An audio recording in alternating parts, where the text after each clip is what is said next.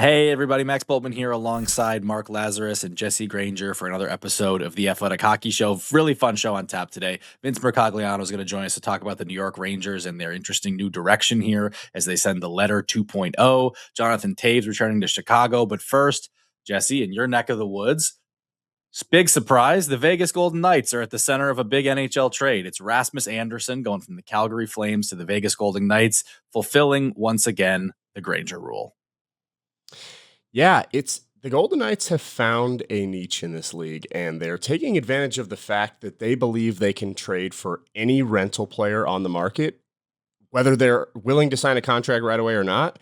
And they believe that we will convince you to sign a contract here by the end of this season. So we're willing to maybe take some risks and pay for some rentals that other teams aren't. And this Rasmus Andersson trade's just yet another example of that. And it's also just the latest example of a player comes available. The second you hear Vegas linked to them, okay, you kind of know that that's where it's headed. Yeah, they tend to be the team that takes these big swings. And when you look at what they gave up, it's a lot. Like I do think that it upgrades the team, but it is a lot. And that's probably why this team is able to get these trades done, because they're willing to give up that extra first round pick that maybe some other teams aren't. At the risk of turning you into like a Chamber of Commerce shill for Vegas, what is it about Vegas that makes them so because they're right, guys? If the team wants them, they will re-sign there almost every single time. Is it as simple as no state taxes and nice weather? Well, and a team that wants to win, I think that helps. I think the fact, like, the Arizona Coyotes had no state tax and good weather, and like the Florida Panthers had that for a very long time, and they never got any free agents until they were really good. I think the fact that they're good, the front office is going to try to do what it has to win. I think players like being in a spot where if there's a missing piece to the team, they know the front office isn't going to waste any time to try to add that piece. They're going to try to do everything they can to give you what you can to win. So that, and then obviously the weather's good. These guys can live wherever they want in the summer, but in the winter they have to live in their NHL city. And here you can golf 24/7, 365. There's night golf here. You can golf anytime you want, and that's probably what hockey players like to do most, other than playing hockey. And yeah, that's why you live there. I mean, let's be honest. Right? It is why I live here. And it's you get to keep a higher percentage of your money at the end of the day. That's probably the biggest factor. But yeah, there are a lot of things here, and the Golden Knights have realized that we can take the risk, get him here, and we think we'll be able to sign him. Give us a few months with this guy, and he'll sign. This Andersson trade, it's felt inevitable almost since the Alex Pietrangelo news came out. Like, how does he change the dynamic? You know, he's not a great defensive player, Rasmus Andersson, but when you have Shea Theodore already on that right side, what is that going to free up, Rasmus Andersson to be able to do in Vegas? So the Golden Knights are on a 7-game win streak right now, but just prior to that, they had lost 8 of 9, and things looked bad. I honestly thought during that stretch where they lost 8 of 9, it wasn't the best start prior to that either. I thought this was the worst spot the Golden Knights had been in probably 9 years of existence. Like, it was rough. And I remember talking to Mark Stone, and I told him, like, what is the one thing that you believe, if this clicks, we'll play the hockey we think we can play? And he told me it's breaking the puck out of the zone.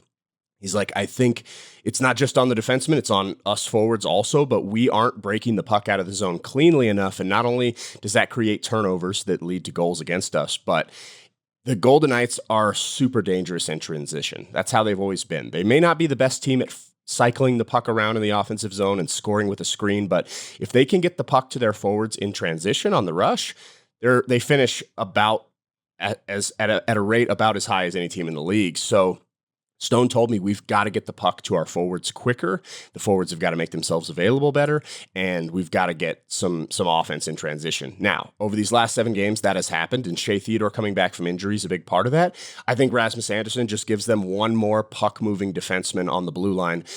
I don't know how Bruce Cassidy is going to set it up. If he wants to, he can have Shea Theodore, Noah Hanifin, and Rasmus Andersson each have their own pair, and there's not a second of the game you don't have one of those 3 on the ice to help get the puck in those quick ups to your forwards and start that transition offense. Maybe he ends up putting 2 of them on the same pair, but I think in the end, that's the biggest thing that Anderson's going to bring to this team is just getting the puck up to those talented forwards as fast as possible and letting them do their work in transition. I think the interesting thing too, Laz, is like, where does this put Vegas in the Western Conference, because we had talked about this as the Central's kind of year. And now I think you put Vegas there. I start stacking them up. I think that they're better than Dallas right now. Minnesota, I think it's a debate. Obviously, everyone's still kind of chasing Colorado, but they're all of a sudden they're squarely right back in that true contender status. Not just that, they have a much better path to the conference final. Yes. Obviously, I mean those big three Central Division teams are going to be beating each other up for 2 rounds. So whether it's Colorado, Dallas, or Minnesota that gets to the Western Conference final, they're going to be spent to a large degree. Whereas Vegas, yeah, I mean Edmonton's there. Edmonton's never going to be an easy out. Yeah, but the road is so much smoother coming out of that Pacific Division than it is coming out of the Central. So yeah, you have to like Vegas's chances in that conference final if and when they get there, given how exhausting those first 2 rounds are going to be for those big Central Division teams. Jesse, I did want to ask you about the Mitch Marner game against Toronto, the previous one where he was booed, and the reception there. Like, how do you think he took to that? I mean, he won the game, so it's easier to like put a smile on afterwards and be happy about it and say all the right things when you win in a thrilling game like that. Eichel with an epic overtime goal. But yeah, it's interesting. There was a ton of Maple Leafs fans in the building, as there always is here in Vegas when a Canadian team comes through. And they were loud. I was even shocked at how loud the boos were. I had people texting me like, "Hey, does ESPN are they just like jacking up the audience like audio through the roof, or are the boos actually loud enough for everyone in the building to hear?" And it's like, no, it's very audible. Like every time Mitch Marner touches the puck, the entire arena is booing him. So it's going to be super interesting to see how loud those boos are in Toronto. It's going to be tougher for him to deal with it. I remember going with the team back to Buffalo the first time Eichel went to Buffalo, and it was that way. They booed him as loud as they could, basically every time he touched the puck from start to finish. We'll see if that's what they do in Toronto. It's going to be interesting. I mean, Mitch Marner has been a good but not great fit here. They're still trying to figure out how to use him. They've been playing him at center. I think 12 of the last 13 games he's played center, which he hadn't done in his professional career prior to this. He hadn't done it since junior hockey. He has been a good fit, and I think there are a bunch of reasons why Cassidy has put him there. It's surprising, honestly, when you see his attributes, like how good he is defensively, how good of a skater he is. He has a great stick. It's surprising he hasn't been tried at center before because it's working pretty well. But yeah, the experiment is I still think there's another level to Mitch Marner's game that we haven't seen here in Vegas. And if and when he hits this team, that's when I think the Andersson edition, Mitch Marner hitting that next level, and then Adin Hill coming back. If he can be the Adin Hill that he was 2 years ago when he went on that cup run, or even last year, early in the year when he was Team Canada's goalie and it looked like he deserved it. If he can get to that level and the Mitch Marner level up and the Rasmus Andersson edition, I think those 3 things will put them on the level of the other contenders in the West. Yeah. All right. Let's go to some goalie stuff here. It's been a while since we really did a goalie deep dive with you here. And you had a great one last week on Brandon Bussi, who's been a great story this season. Undrafted goalie. And he's just been off to a torrid start to his NHL career this year in Carolina. Yeah. The stat that I have that's pretty wild is the Hurricanes' points percentage in only the games Brandon Bussi starts is actually higher than the Colorado Avalanche's points percentage this year. So we've talked a lot about how ridiculous the Avalanche are. Well, the Hurricanes, when Bussi's in net, are actually better than the Avalanche are by points percentage. So that just shows you not like he has all those records. He's the fastest goalie to 10 wins in NHL history. He did it in 11 games. He was 10-1. He's 17-3-1 now. And yes, the Hurricanes protect him incredibly well. This is a team that they give up the fewest shots, the fewest expected goals, the fewest high danger chances.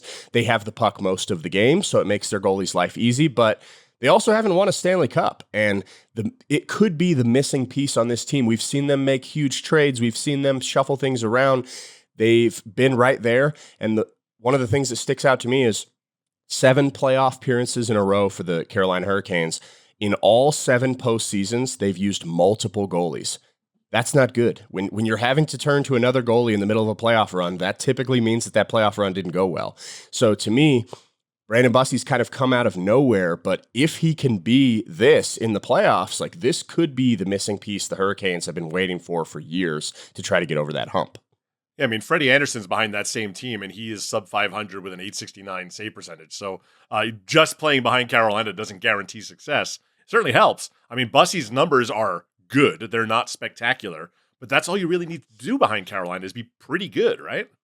Yep, and I did the deep dive on like what has made him good. I spoke to his college goalie coach at Western Michigan, JJ Crew, and he told me like I can remember going in on Bussi on like a one-on-one or a shootout situation in practice, and you get up to him and then you try to deke around him, and it's like astounding how you just run out of room. Like he's like, I've never seen a goalie where as a shooter he's just on top of you. And then I start watching the film, and it's like you can see it in every situation, not just one-on-one situations. He takes such aggressive angles. He doesn't he like most goalies will come out to the top of their crease, and then as the shooter's coming towards them, they sort of fade slowly back into their net. And by the time they make the save, they're almost like on their own goal line, like fading back. Bussi does not. He comes out, takes his depth, and when you try to go around him, he goes straight sideways. So as a shooter, you're so accustomed to a goalie like backing up for you.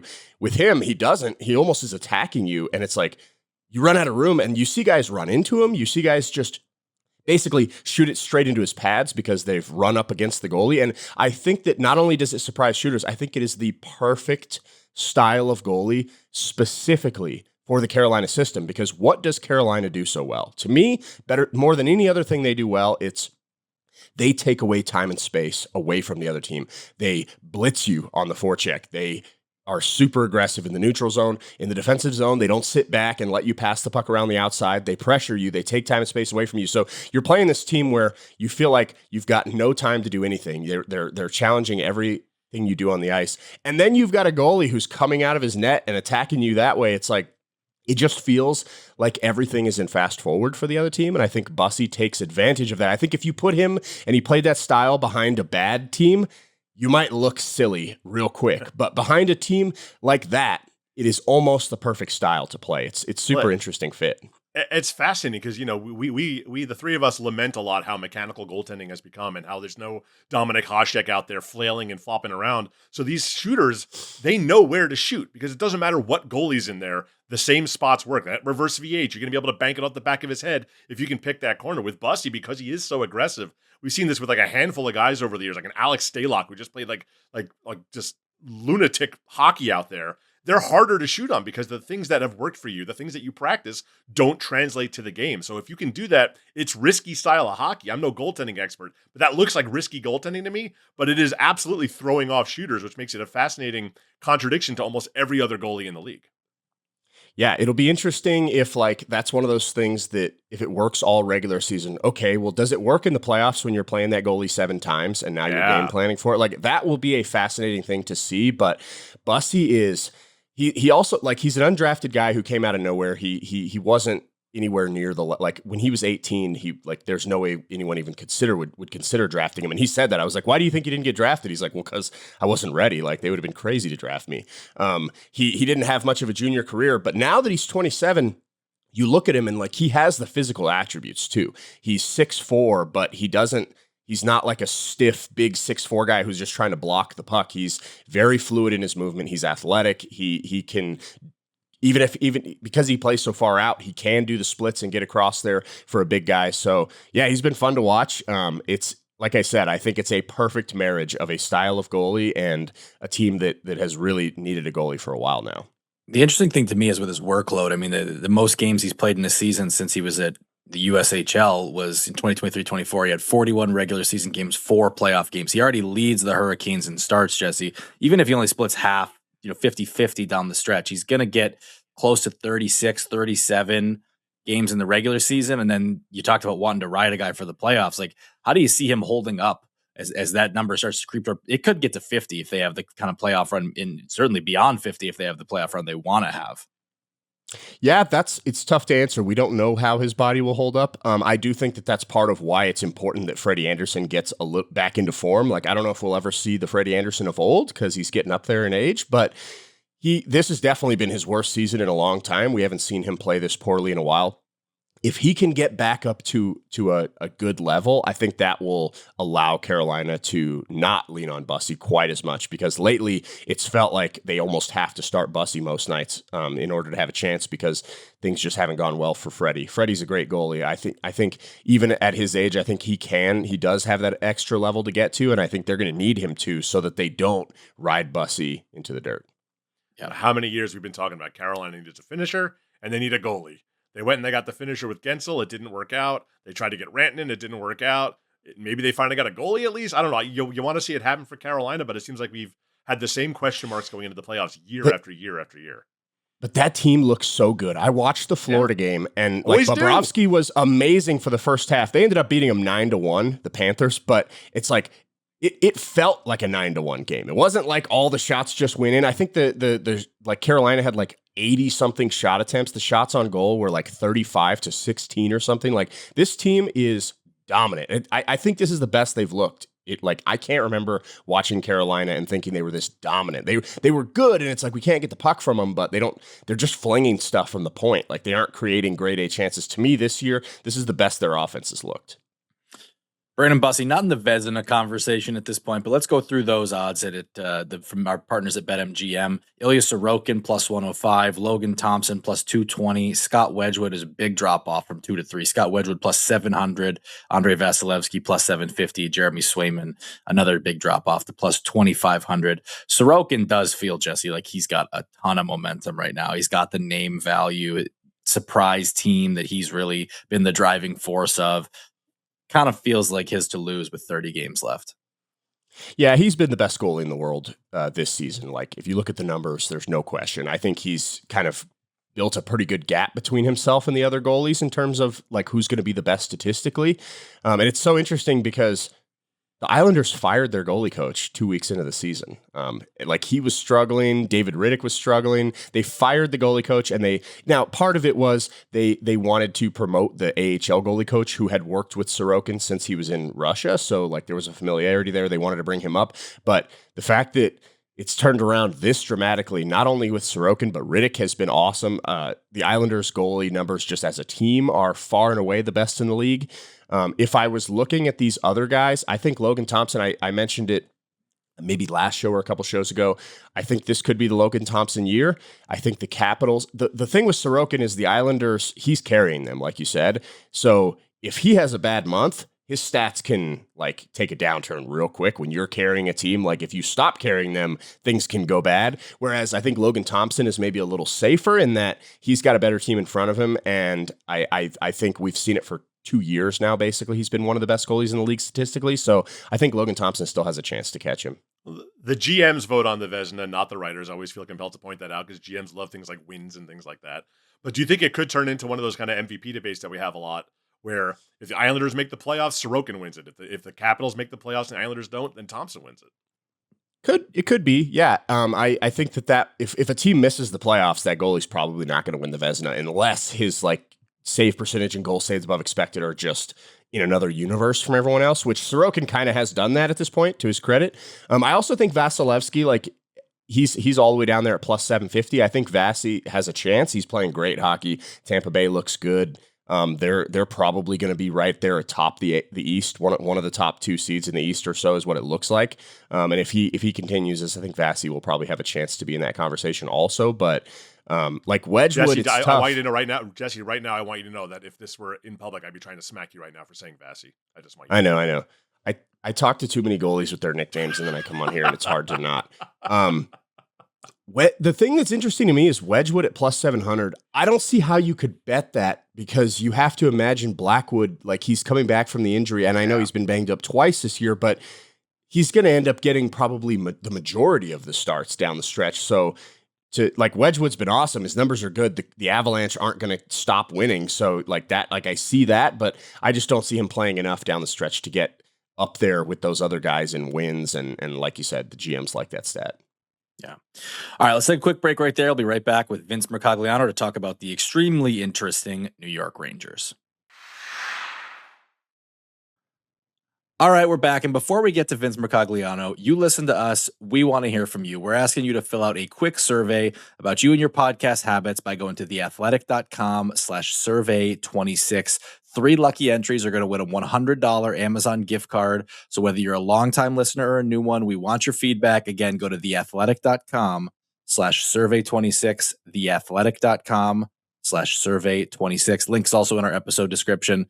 Thank you. All right, let's welcome in now Vince Mercogliano, who is in the center of the hockey universe right now in New York. A lot of intrigue going on there, starting with the letter 2.0. It's been a while since they've done one of these, sort of 7 years or so. What was the reaction in New York to seeing yet another letter from Rangers management to the fans? I don't think the fans received it quite as well as they did last time. I mean, my impression, I wasn't covering the team in 2018. I started in 2019, but my impression at the time was that fans were on board. They had a good run with that core, with Lundqvist in the middle of it, and they kind of accepted like, okay, this is the right way to do things. We're okay with taking a step back for a couple of years. They were really excited about the pipeline at the time. A lot of the young players at the Rangers either had drafted or acquired or would in the next couple of years, and especially with some top 10 picks, a couple top 2 picks that they had in 19 and 20. Fans seemed really juiced up about it, and I think that they gave management some latitude. They gave them some patience to execute it and pull it off. This time, there's a lot more unrest, at least that I'm sensing from the fan base. I mean, you've got Madison Square Garden, which increasingly is restless recently. The Rangers have won only 5 times in 22 tries on home ice this year. The building, to me, I'm noticing more empty seats recently. The people that are there are booing. Some are even chanting "Fire Drury." And the response to this letter that came out on Friday was there's a lot of skepticism. I think people feel like the roster and the pipeline is not in a good state right now. There's not a whole lot coming to feel good about when you're thinking about the future. The core of this team is largely guys that are in their 30s and moving into territory where you can safely say they're past their primes. And so I think this feels like a bigger task for the Rangers in some ways. And with the letter coming, as you touched on, less than 8 years later, I think that they're skeptical, about Chris Drury's ability to pull it off, because you can look objectively at what he's done with this roster in nearly 5 years now since he took it over. They're certainly in a worse place than when he got it. And then you look at what's coming in the pipeline, and you look at the young talent, a lot of which hasn't panned out the way that they were hoping for. It's like, okay, well, what do we really have to look forward to, and why should we buy in on this one? Is more of what I'm sensing from the fans early on. I think you hit the nail on the head. I think it's they don't trust Chris Drury to do this, right? Because they've already run out of patience with him. And now the thing about a rebuild or a retool, whatever you want to call it, is it buys the GM like 3-4 years, right? As now we have a long-term plan, and you won't know if we're doing a good job until 3 or 4 or 5 years from now. And they don't want Chris Drury to have this job for 3 to 4 or 5 more years. Look, any Rangers fan right now who doesn't think some kind of teardown is the right option is deluding themselves. They've lost 8 out of 9. And look around the Eastern Conference right now. Tampa's won 11 straight. Buffalo's just won 13 of 14. Boston's won 8 of 9. Toronto, I think, has 1 regulation loss in its last 13 games. Pittsburgh recently won 6 in a row. Montreal's got a point in 12 of 16. Carolina's 6-1-1 in its last 8. Detroit's won 6 and 7. Washington's rock solid. The Islanders look like a playoff team. The Panthers are still lurking. What are you if you're the Rangers? You have no hope. No hope whatsoever. They're old. They're slow. And they're just in no man's land right now. And you have to do something. The question is, can it really be done in 2 to 3 years, the quote-unquote retool? Because it's 9 times out of 10 that fails. And I don't see how the Rangers get out of this quickly. Yeah, no, Laz, I think you're right. And I think the fans absolutely recognize that this needed to be done. As you touched on, I think they're just feeling like, hey, do we have the right people in place to make all the proper moves that need to be made? And I think that's where the skepticism comes from. I had a couple people put it to me this way, just in talking about the timing of this and how it went down. It does feel in some ways like a bit of a self-preservation move on Drury's part. This should buy him time. Now, the reality here is that what I had been hearing for months, and then James Dolan went on local radio here in New York a couple weeks ago and reiterated this publicly. He very rarely speaks publicly. I think it had been 3 years since the last time I've requested him. I'm sure many others have, and he's not going to go on the record with us, at least not anytime soon, from my understanding. But when he went on the radio, he backed Chris Drury. And what I've been hearing for well before that is Drury still has the keys to the car here, and Dolan is kind of letting him run with it, and Dolan still thinks highly of him. If you listen to that interview, Dolan pointed blame at Peter Laviolette.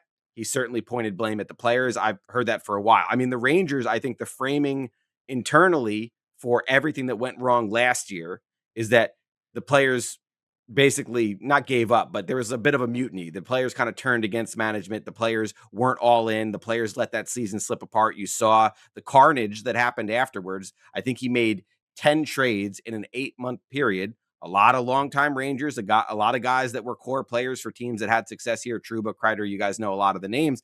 They were shipped out of town in somewhat of a forceful manner, and that didn't sit well with the locker room. That caused a lot of unrest behind the scenes. All of these things, I think, lead to why the Rangers fans are distrustful right now. And it also makes you think like, okay, so why should we have faith that they're going to be able to do the right things here and turn this around in the right direction? They understand all the things that you said about the flaws with the current roster. It's just a matter of, okay, well, how are they going to be able to pull this off, and why should we have faith in the guy that's running it right now?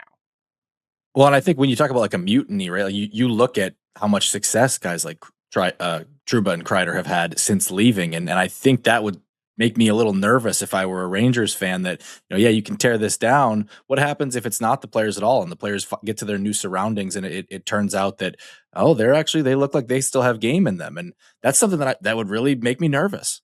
Yeah, I will say I think Kreider has tailed off a bit. He got off to a hot start.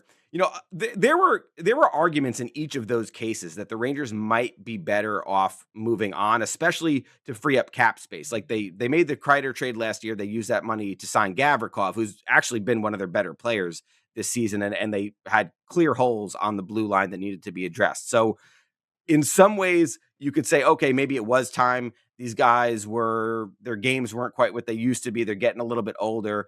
But the problem is, for the most part, if you look at all those trades last year that the Rangers made, they got rid of core guys, flawed as they were, but they didn't really replace them with a whole lot. Like they didn't bring back much in those trades. A lot of them just basically amounted to cap dumps. Trouba trade for sure. Barclay Gaudreau, you just put him on waivers. Yeah. They get Will Borgen back in the Capo Caco deal, but he's probably best served in a bottom pair role. They're basically asking him to be their number 3 right now. That's been an issue. So they didn't get a whole lot back. So what you have is a roster that's been gutted of core players. To me, in my opinion, in 7 seasons covering this team, this is the least skilled team that I've seen. Their core guys up front, Zibanejad, Trocheck, Panarin, who we know is on his way out the door now. These guys aren't as productive as they once were. They're not in the position where, they're going to go head to head with the best top 6s in the league. They're going to lose that battle 9 times out of 10. And the bottom 6 is barren. It's basically an AHL bottom 6 that they've been icing for a lot of the season. So the offensive firepower or lack thereof has been a glaring issue. They in my opinion, they overcorrected in the grit direction. Like when Drury first took over, his big thing was we got to get harder to play against. Jeff Gorton in the previous regime had made a lot of draft picks and acquired a lot of players that were high skill guys, or at least perceived to be at the time. And ownership felt like we're not tough enough. Even though I think if you pull back the layers, and I'm actually doing a story kind of looking on how they got here. I'm going all the way back to the 2018 letter to now and all the missteps along the way that led to them to needing to send the second letter out. So that's a story that I'm hoping to have done at some point this week. I've been making a lot of calls on that. But I think Gorton knew that they needed to get tougher to some degree. And you look at his last draft in 2020, Braden Schneider, Will Cooley, Matt Rempe, there were guys that they picked that were clearly aimed at bringing that grit, sandpaper, whatever you want to call it, element to this lineup.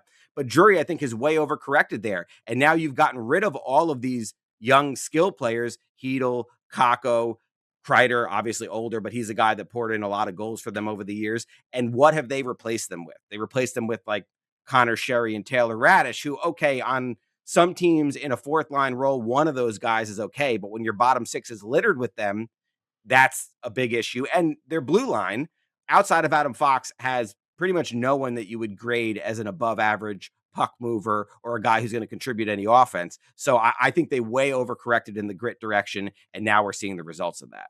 I'm telling you, this is like talking to the ghost of Christmas past for me because I don't know, 6 or 7 years ago, I went through all this with Chicago, right? And I wrote that same story you're working on. I did the how did Stan Bowman get to this point? And these are all the bad trades he made and the wrong decisions he made. And I've seen how this works. The difference is that Chicago team had 3 Stanley Cups under its belt, and the Rangers haven't won anything. So yeah.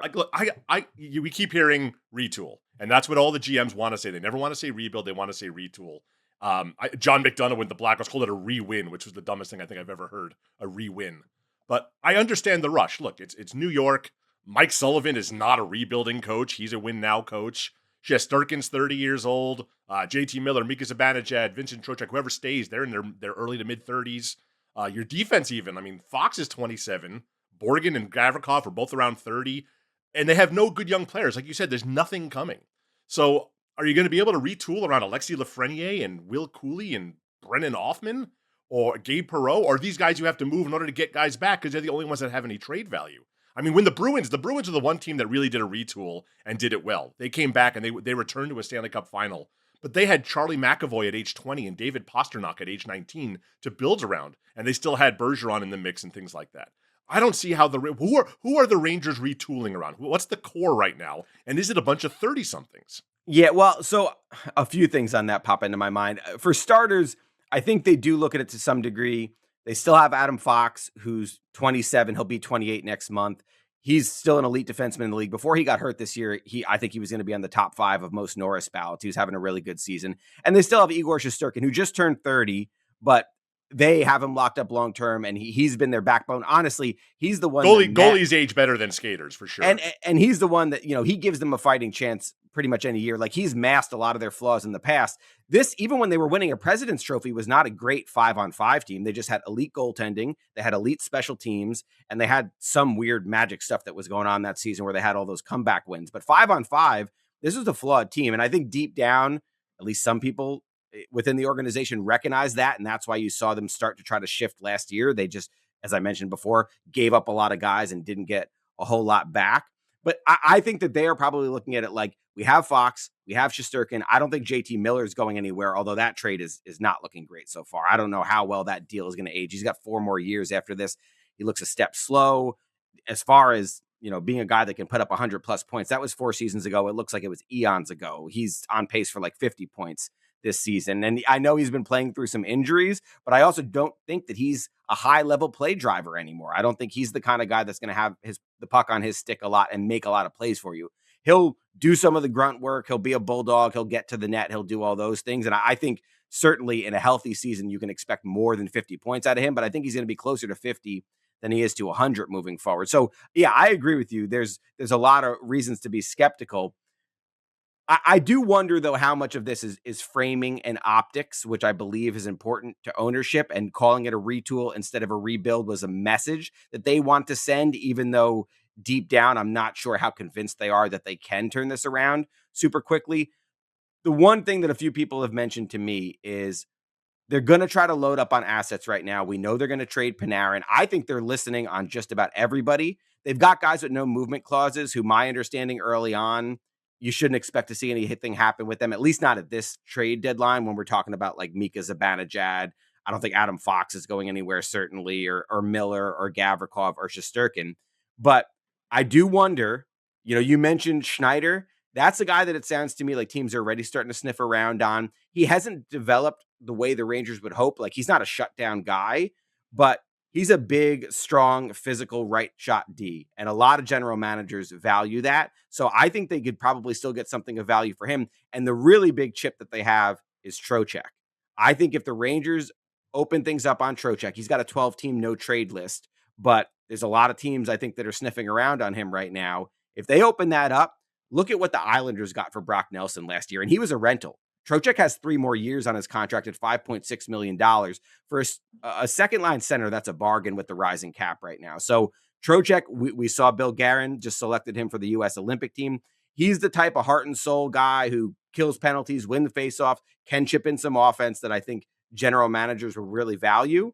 And I think the Rangers could probably get a pretty sizable haul back for him. If you want to kickstart this process of restocking the cupboard, so to speak, I think you have to consider trading a guy like that. And I think they're certainly listening at the very least right now on him. So those are some of the main pieces. And then I think they feel like, okay, if we can load up on some picks, get some younger players, maybe we'll be in a position where we can start flipping some of those picks to, they want to try to bring back young guys. A situation that a few people have pointed to, or a couple actually, are Washington. You look what they did. They sold for 2 straight trade deadlines, but then they made a lot of trades for Chychrun and a lot of other guys to sort of jumpstart their process of getting back into contention. And Montreal is another example as well. I actually had Arpin on my podcast last week, and we went through the whole Montreal rebuild process, and they turned things around pretty quickly. But what he pointed out to me, which goes to your point, Laz, is they had Caulfield and Suzuki and some other good young players already in the system when they started their rebuild or retool or whatever we want to call it. The Rangers don't have those guys coming right now. So that is a very clear concern. But I think they're thinking, okay, if we can load up on assets and then flip them in trades for younger players that we find appealing. Now, who is that going to be? I don't know. I can't sit here and tell you, whether a Jason Robertson or a Brady Tkachuk or anybody like that comes free in the next couple of years. We'll have to wait and see. But I think their mindset is, okay, let's rebuild our prospect pool a bit. Let's collect some assets. And then when opportunities arise, we'll have the pieces to strike in some of these trades. Because like they were in on the Quinn Hughes trade and they just didn't have the ammunition to get it done. I think they realize that they need more ammunition and they're trying to load up on that right now. So Panarin, this is going to be a Patrick Kane, Claude Giroux situation, Brad Marchand, where he has total control over this, and they're not going to get market value for their best trade chip. That's a bummer for the Rangers. I get it. But is that kind of, should we be looking at that Brock Nelson trade as kind of the model? Would they rather get young players or distant futures like picks that they can flip again later? What do you think is the preference right now for Chris Drury?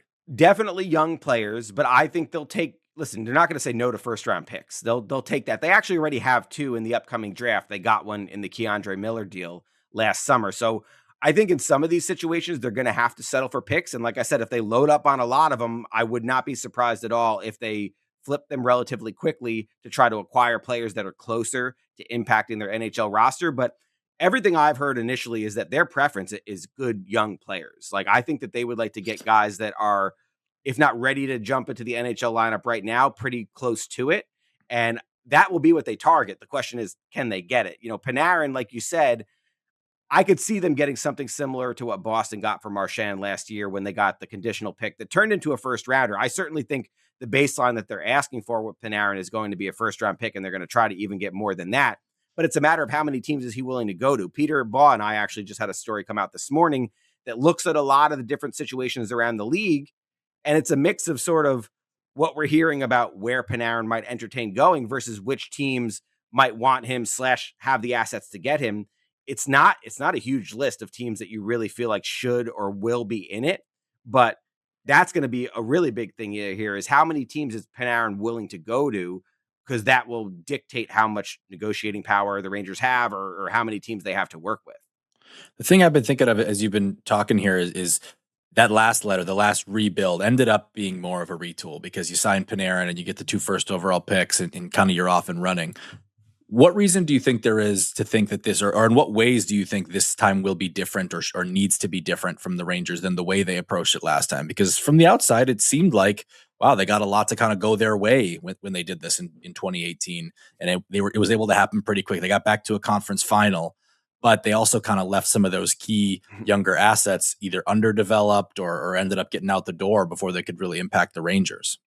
The number one thing for me, like when I'm doing this look back on what went wrong, there's really 2 things that jump out to me. Number one was the reactionary firing of Jeff Gorton and John Davidson in 2021. Like, I think that set this thing down a bad path. But even bigger than that, and actually, Max, I read the story that you wrote with Arpin where you guys looked at the Wings and the Canadiens and what they did to turn their clubs around. And you guys noted at the very top of your story, it starts with hitting on your draft picks. And that's an area where the Rangers did not do well enough the last time with the letter. They did load up on picks. I wrote this last week from 17 to 21. So a span of 5 drafts. I think they had 42 total picks, including 9 first rounders. And you could maybe look at it and say they went 0 for 9 on those first round picks. Like, they still have Lafreniere, they still have Schneider, they still have Offman. So of those 9 first round picks, only 3 of them are still in the organization, and none of them have hit the ceilings that they hoped for when they made those selections. So if you can't build a foundation through the draft, especially when you get picks that high. I mean, the Rangers had huge whiffs. In 17, they took Lias Andersson, number 7 overall, not even in the league anymore. In 18, they took Vitaly Kravtsov at number 9 overall, not even in the league anymore. So you had huge whiffs. Then you get those top 2 picks in Lafreniere and Kakko, who in some ways were useful NHL players. And when the Rangers went on their playoff runs, those guys in third line roles were pretty effective for them, but never came close to living up to the hype. If you don't do a better job of it also is kind of a chicken or an egg thing, right? Did they make the wrong picks, or did they do a bad job of developing them? I think it has to be a combination of both. They have to do a thorough look at all of these things because their development track record is poor. It is not good if you look at their draft picks and who's actually turned into useful players for them. There's a handful of guys you could point to, like a Will Cooley, who, okay, that ended up working out pretty well for them. but you can't miss on that many first round picks and expect to have a sustainable winner. And that is, I think, priority number one. They have to do a better job of drafting and developing this time around, or they're going to be in the same boat, in a pretty short time period again. It really shows just how fine a line it is to walk when you're really doing these tear down guts that everybody wants their team to do to start from scratch and build up through the draft. If you get that number one pick in the wrong year, I mean, everyone thought Alexis Lafreniere. You Google the words Lafreniere and generational, and it comes up a lot.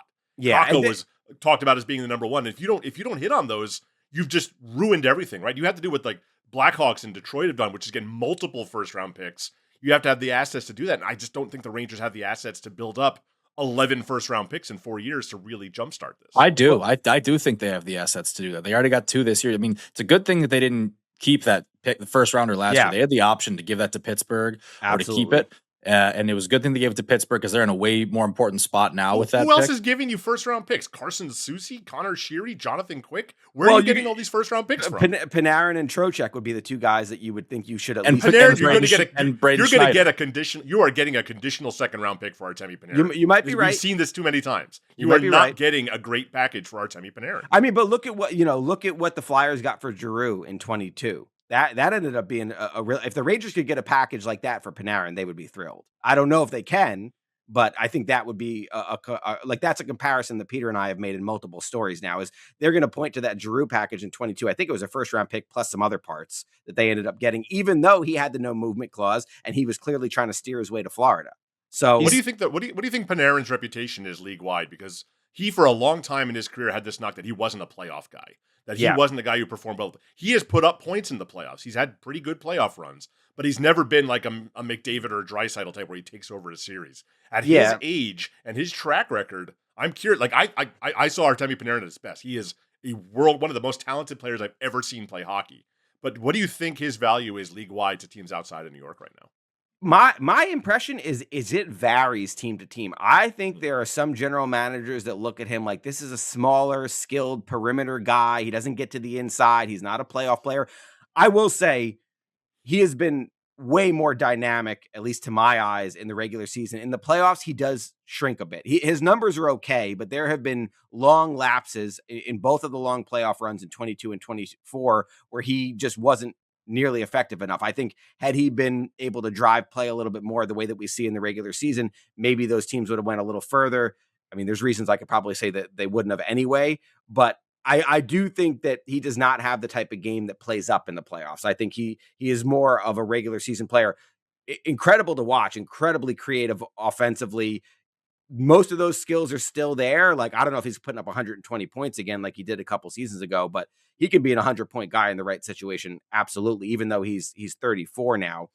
But my sense is certain general managers look at it and say, this isn't a playoff player. This isn't a guy who's going to play the style that we want in the postseason. And therefore we're not going to give up a lot for him. But I think there are also some teams, and we touched on a few of them in our story, like Colorado is a team that I think we already know that they were in hard on him. And he doesn't need to be the man in Colorado. He'd be their third or fourth best player. So that's an interesting one to me. I think that they're going to sniff around. It sounds like Washington, their GM already came out and said, we want a high skill winger. That's the one. I love Washington as a fit for him. I think that's the absolute best spot for him. It's the best for the Rangers too, because Washington has a real chance to miss the playoffs, and that pick could end up being like a top 15 pick. Artemi Panarin is still on a 92-point pace, by the way, this year, Laz. Like he's really good. I get it. Like that is ahead of where Kane was. That's ahead of where Kane was at the time. 100%. But his reputation league wide, Patrick Kane was a playoff performer, like the ultimate playoff performer, despite being a small perimeter player. And Artemi Panarin, and it's something that I almost had to fight people on, that not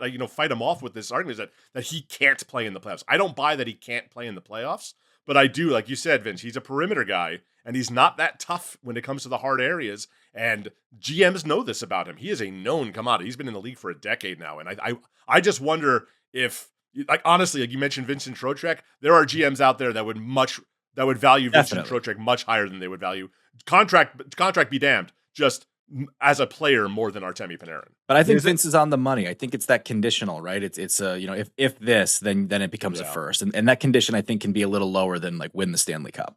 Yeah, but listen, we've checked in around and we've heard from some people that know a bit about the line of thinking for certain teams who have said they'd rather have Trocheck than Panarin. I think there's a lot of GMs that fall in that bucket, which is why I think the more conversations the Rangers have, the more they're going to look at this and say, if we really are going to kickstart this process, Trocheck is probably the main piece that we need to try to maximize right now. Panarin, they're going to get what they can from whichever team he tells them that he's willing to go to.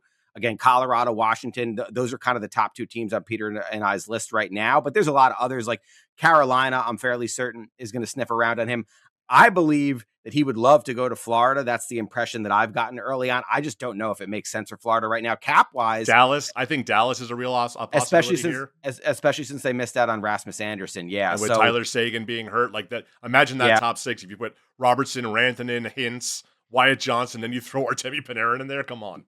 A lot of these teams don't have first-round picks this year, though, so that's kind of an interesting element. Is like, okay, then do the Rangers try to force it to be a young player or a prospect if you don't have the first-round pick to offer up? That's a lingering question. Washington, though, does. Washington checks the boxes of they have the first-round pick, I believe, and they've got one of the, a pretty solid prospect pool, whereas a lot of these teams that we're talking about, I was reading Corey Pronman's list from last week, and there's not a whole lot of guys on that under 23, in that list for a lot of the other teams that we're talking about. So their negotiating power is somewhat limited, but maybe Panarin gives them 3 or 4 teams, or maybe he only gives them 1. That's what we don't know. We tried to kind of ask him some of this stuff the other day and he deflected a bit. So I don't know where his head is at as far as how many places he's willing to go, but there are at least a handful of teams I think that will have some level of interest. Yeah, if he gives them 1 with the no move clause, it does change things. I think that's what you're getting at. The one thing I'll say is that in this market in general, it's not a buyer's market right now. There are not too many clear sellers. That's going to help the Rangers because immediately when this letter gets sent out, I would have loved to see CJ kind of mentally calculating, okay, how many Rangers are now in the top 15 of my trade board? We were texting a lot that day, CJ. I believe the wheels are turning. The wheels are turning. And that's the other thing is Panarin is the only actual star available now. Like Rasmus Anderson's a good player. He's not a star, and he's already off the board. I mean, it's Panarin, and then it's a whole bunch of role guys. So I mean, he does have a certain appeal in that respect. Absolutely, yeah. Lots to follow with the New York Rangers in the days and weeks to come. Vince, thanks so much for joining us, man. Great stuff this week. Yeah, thanks for having me, guys. Fun conversation. All right, we're back. And Laz, when you leave here, you are going to head down for another interesting Chicago homecoming tonight. Jonathan Toews making his return with the Winnipeg Jets. And we talked about this a little bit with Joel Quenneville. And I think it's even a little more personal with Jonathan Toews, someone who was extremely central, the captain of those dynastic, even though I know you hate that word, Blackhawks teams. What is this going to be like today? Oh my God, dude! On Saturday night, they had they're doing their centennial celebration, and they had all the guys from the 3 Cup teams come, and the word dynasty got thrown on like 150 times. I was dying alive in that press box, man. You do not win a dynasty when you will win 3 Cups in 6 years. It's 3-3. But beside that, Jonathan Toews coming back to Chicago. It's kind of wild. It's weird because when Patrick Kane came back a few years ago, it really set the bar incredibly high. Yeah. The crowd went absolutely ballistic all game. And then he goes out and scores the overtime winner. And Blackhawks fans are cheering a Red Wings win on home ice because it was Patrick Kane who scored it. It was just this surreal, incredible environment. And I feel like it's going to be similar tonight with Toews. I mean, he's just absolutely beloved in Chicago for so many reasons. But it's kind of strange because the Hawks fans have already had this cathartic moment. They announced, I think it was the morning of his last game 3 years ago, Kyle Davidson comes up to the press lounge and says, hey, by the way, we're not re-signing Jonathan Toews. This is going to be his last game with the Hawks. And so the whole game became about Jonathan Toews. He scored a goal. He was just being cheered left and right. They made him stay on the ice and do laps around the rink. It was this really nice, beautiful moment between Toews and the fans that he basically helped create. So now he's coming back 2.5 years later, or whatever it is. And I'm sure it's still going to be a really big deal, but it doesn't feel like it has the lead up that the Kane one had, because Kane just disappeared into thin air on a road trip in San Jose when he got traded to the Rangers. Toews got a proper send-off. So I'm curious to see how different this feels. I'm sure they'll still do videos. They've been promoting it in trying to sell tickets and stuff like that. It's a way to get a sellout on a Monday night, so the Hawks are thrilled. But it'll be weird because Hawks fans have already kind of had this moment with Jonathan Toews. I vividly remember that game. Didn't he have a breakaway? I don't know if it was overtime or very late in the game. I think he had a chance to win it. Yes. And it was that would have been perfect kind of thing. Yes. He almost got the Kane moment that Kane had a little bit later. But hey, Jonathan Toews, he's playing really well right now. He's been scoring goals in bunches. He's up on the power play now. He's second in the league in faceoffs. That skill never goes away. He's like in 65%, something crazy like that. It's really good to see because he was struggling. It was hard those first few months, which is not unexpected given how much time he'd missed and his age and everything. He was really struggling. But honestly, I thought this would be the time of year where he'd fall off a cliff, where his body would say, I can't do this anymore, right? So it's really encouraging to see that, in the dog days of the season, he's starting to feel more like himself and play. Like you listen to him talk, he's starting to believe like this is the kind of player I can still be. So you imagine if the Jets, who are hot right now and do have Connor Hellebuck, and the West is very top heavy, if they can sneak their way into the playoffs, how great would it be to see Jonathan Toews, one of the most clutch performers we've ever seen, in a playoff position, playing close to the top of what his game could be right now.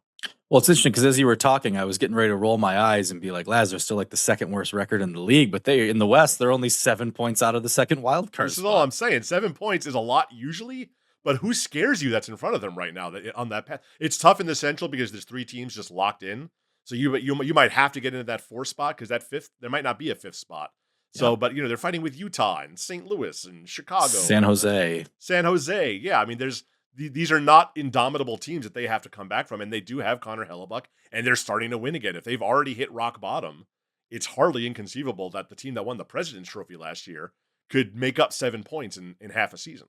It's going to have to be, I think, driven by Hellebuck, right? I mean, he is he's the thing that they have that so few other teams in the league can match. But if you start to get, that center was one of their big issues, and it's probably why they went after Jonathan Toews, aside from the hometown factor, is you're basically looking for kind of a miracle break to go right. And when you can find a future Hall of Famer and gamble on him finding, just some semblance of what he had, that was the biggest need. And he was a kind of a perfect bet to take, even though I was not I kind of expected it to go a little more how it did in the first half, just being away for that long. But as you start to find it, you start to go, well, in a playoff game, this guy, or not even in a playoff game, in a game with playoff stakes, this guy's not going to hurt you. And he may make that big play. He may be able to, keep the heart rate down and not be rattled. Yeah, we all rolled our eyes when they decided he was going to be their second line center. Yeah, crazy. He's going to be an 11-minute a night 4th line center, and he was out of place for those first couple of months. But now he is the clear number 2 center. He's playing with with Perfetti up there, and Lowry has been bumped down to the 3rd line where he's more effective too. And Toews is not the two-way force he once was, but he's a really smart, savvy player. He's still got some strength to him, and he still has a nose for the net. He's going to score some big goals for you. When they were in Detroit, I just noticed like downtown or down low, he still protects the puck incredibly well. And you get a defender on him, you don't lose that savvy as long as you have the strength to you. So should be a very interesting night. When the Hawks had a top line of Marian Hossa, Jonathan Toews, and Brandon Saad at his best, they would just own the puck. Like you could not take it from any of those guys. They were also big and strong and smart. Those teams were really good, man. Yeah. Going back to the Vince interview really quick, I was thinking as we were going, do you have a favorite destination? I think we kind of agreed on Washington for Panarin. Is there a favorite destination for any of those other Washington guys or New York guys you want to see? I do like Washington. I like the fit for Washington. I think they need to make a move like that right now. For like a Dallas or a Colorado, that's a luxury pick. It's putting a hat on a hat. But I do think Dallas needs it more than Colorado does right now because Dallas is kind of hitting this little funk. And, I know that they don't really care about the regular season in Dallas because they've been to the conference final 3 straight times. But I think if you put him in that top 6, whether he's playing with Wyatt Johnson or Rope Hintz, like that becomes so scary dynamic where you have two lines that are the top line on 25 teams in the league. I think, yes, they need a right shot defenseman probably more than they need another left winger. But if you could have Robertson and Panarin coming over the boards back to back on that left side, I mean, good freaking luck. Yeah. How about for Trocheck? Because to me, I'm looking around here. Minnesota's a team that certainly could use a second line center. That's probably the number one that stands out. Maybe Utah. And Minnesota, they could. I mean, obviously their chips are in the middle of the table right now. Bill Guerin's like, screw it, I'm going for it right now. And if you really want Quinn Hughes to want to stay, go and make a big playoff run with him because Minnesota, they haven't had this opportunity in so long. But that fan base will go ballistic if they're able to make a deep playoff run, and it's going to make Quinn Hughes want to stay. And I do think that's a factor for Bill Guerin right now. Everything has to revolve around making Quinn Hughes happy, and getting Vincent Trocheck, I'm sure, would make him happy. Yeah, absolutely. Yeah. There you go. Our producer Chris says to send Schneider to Dallas too. Schneider and that's a lot. Yeah, I don't know sure that Dallas has the assets to pull I don't that know. one That's off. the question, right? But they traded Stankoven already. They're willing to move guys like that, but I'm not sure there's not a whole lot left that Jim Nill has to offer for that kind of a package. Well, it's good for all of us in our line of work to have the New York Rangers to pick apart and fantasy trade everywhere over the next month. So I guess it's great having teams like, everyone hates Vegas. They're good for us. Everyone's laughing at the Rangers. They're good for us. Everyone's mad about the no tax states. They're good for us. The hashtag content is going, my man. It certainly is. All right, that's going to do it for us today. Thanks for listening to this episode of The Athletic Hockey Show. You can subscribe on YouTube at youtube.com/@TheAthleticHockeyShow to watch full episodes. Sean Gentili, Sean McIndoe, and Frankie Corrado back with you on Wednesday for our next episode. We'll talk to you soon. Thanks for watching. Make sure to like and subscribe and ring the bell to stay informed and catch new episodes every Monday, Wednesday, Thursday, and Friday. And in the meantime, you can join our Discord community. We'll see you there.